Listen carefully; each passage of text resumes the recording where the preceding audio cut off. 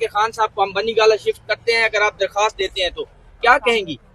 तो अगर 2 साल इमरान खान को ये ऑफर थी तो वो नहीं किया, तो आज क्यों करेंगे? 2 साल एक चक्की 8 बाय 10 के सेल में उन्होंने काटा है। वो किसी मकसद के लिए बैठे हुए, वो ये कोई ऑफर्स के लिए नहीं बैठे हुए। ये डीलें पहले भी आ चुकी हैं। मैम क्या कहेंगी जो वायलेशन हुई है इस्लामाबाद हाईकोर्ट की? 5 वल्ले खान के ऑटोग्राफ के।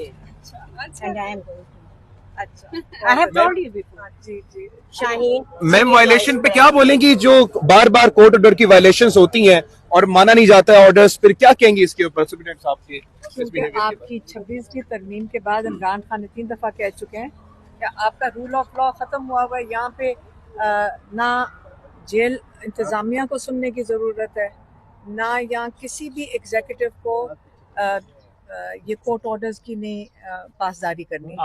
तो जब वो उन्होंने सुनना ही नहीं है, जब उन्होंने सुनना, किसी ने भी नहीं सुनना, इसका मतलब ऑर्डर्स, ये तो पहले से ऑर्डर्स इनके पास लिखे हुए आ रहे हैं, जज साहब के पास भी, जो उनको ऊपर से इंस्ट्रक्शन आती है उसके मुताबिक ये कर देते हैं।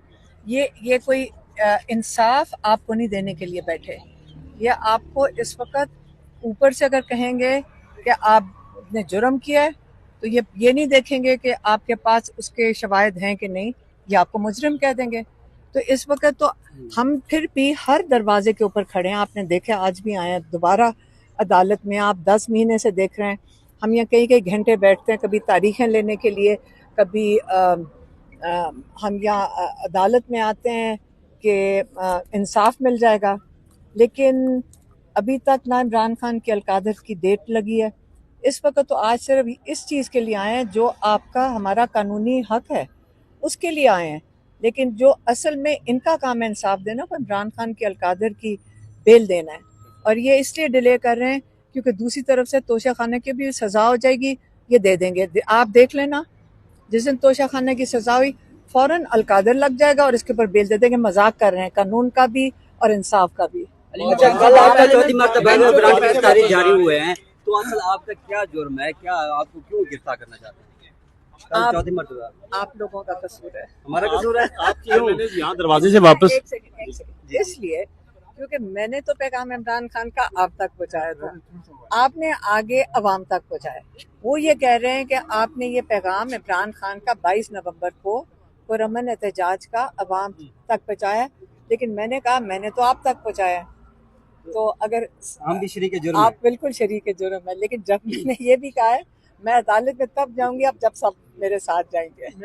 मैडम ये बताइएगा, आपके जो पार्लियामेंटियन उनको दरवाजे से वापस किया जा रहा है, यहाँ पे कोर्ट से अभी जुनैद अकबर साहब वापस गए, अंदर नहीं जाने दिया जा रहा है जी। आपको पता है, आप मुझे बताएं, ये जो पार्लियामेंट्री नुमाइंदे हैं, करोड़ों लोगों के नुमाइंदे हैं, जिसको जमहूरियत कहते हैं। आज जमहूरियत का ये हाल है कि ना अदालत के दरवाजे बंद नहीं हो सकते, अवाम भी अंदर जा सकती है, और ख़ास तौर पे जो लॉ मेकर्स हैं उनको तो ये बिल्कुल भी नहीं रोक सकते, क्योंकि उन्हीं ने वो कानून साजी करने वाले लोग हैं।